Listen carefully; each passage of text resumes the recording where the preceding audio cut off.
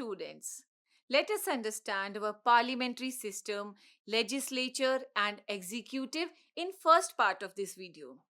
Today we will try to understand the basic structure of the legislature, our supreme law-making body. So here we have four big questions to explore. First is, what is India's parliamentary system and how is it structured? Second is, what are the key functions of the parliament? Third is, what are the roles of the legislature and the executive in India's parliamentary democracy? And the fourth one is, how are the legislature and the executive organized at the union and the state levels? We start with the source of all authority, that is the Constitution of India. Remember the powerful words by one of the founding fathers, that is Sri Aladi Krishnaswamy Iyer. The Constitution is not a mere lawyer's document. It is a vehicle of life, and its spirit is always the spirit of the age. Now, who drive this vehicle? It's the will of the people. And how people express their will? Through universal adult franchise. This core principle ensures that every adult citizen, your parents, your grandparents, your uncles and aunts, and perhaps maybe your old siblings as well, have the right to vote. This right gives the people of India to elect their representatives. Our democracy is based on this separation of powers, that is, three main pillars: the legislature, which makes laws, the executive, which implements laws, and the judiciary, which interprets them. This system creates checks and balances to prevent any single branch from becoming too powerful. We now focus on the legislature, our parliament. It is composed of the president and two houses. This two-house system is called bicameral. Bi means two. The two houses are the Lok Sabha and the Rajya Sabha.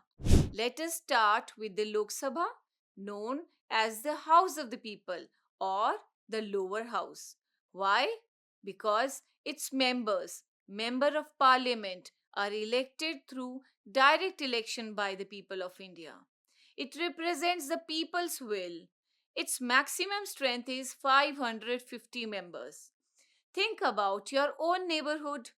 The person your parents vote for to represent your area goes directly to the Lok Sabha. That is your voice. This house is very, very important because the Council of Ministers, the government, is collectively responsible to it, meaning they must resign if they lose the majority. Next is the Rajya Sabha, the Council of States or the upper house. Its members are elected indirectly by the state legislatures, Vidhan Sabhas. Its maximum strength is 250 members. It is a permanent house and not subject to dissolution, unlike Lok Sabha. Tenure of a Rajya Sabha MP is of 6 years, and elections to one-third are held every 2 years. Imagine your state needs a new law for flood control. The Rajya Sabha ensures that the parliament takes the specific needs and interest of your state into account. The seats in both houses are based on a state's population, giving states with larger populations more representation.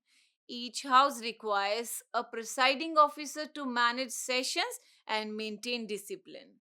The Lok Sabha members elect a speaker from among themselves who is impartial and conducts sessions fairly. The Rajya Sabha is presided over by the Vice President of India, who acts as the ex officio chairperson. Remember the students from Nalanda Vidyalaya in the chapter? They noticed the Ashokan emblem and the beautiful carving inside the parliament.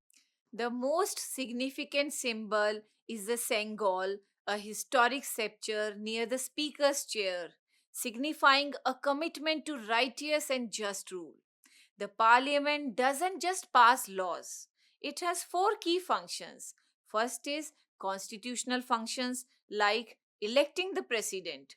Second is lawmaking, the main job. Third is executive accountability, holding the government responsible. And fourth is financial accountability, controlling all government money. The power of financial accountability gives the Lok Sabha a special status. Money bills dealing with taxes and government spending can only be introduced in the Lok Sabha and require the president's prior recommendation. The Rajya Sabha can only delay a money bill for a maximum of 14 days and suggest changes if any. The Lok Sabha has the final say. This special power confirms the Lok Sabha, the House of the People, as the ultimate authority over your tax money and the nation's finances. We have established the full framework of the legislature, the lawmakers.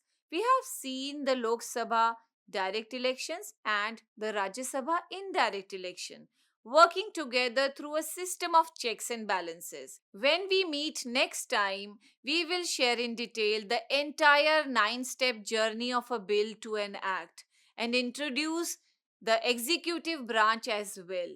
The key takeaway is that our democracy is based on people's will and collective responsibility. Your challenge until then is think about the Women's Reservation Bill 2023 mentioned in the chapter. Why might it have taken over 25 years to pass despite being widely supported? Think about the scrutiny and debate required. See you in the next part. Thank you.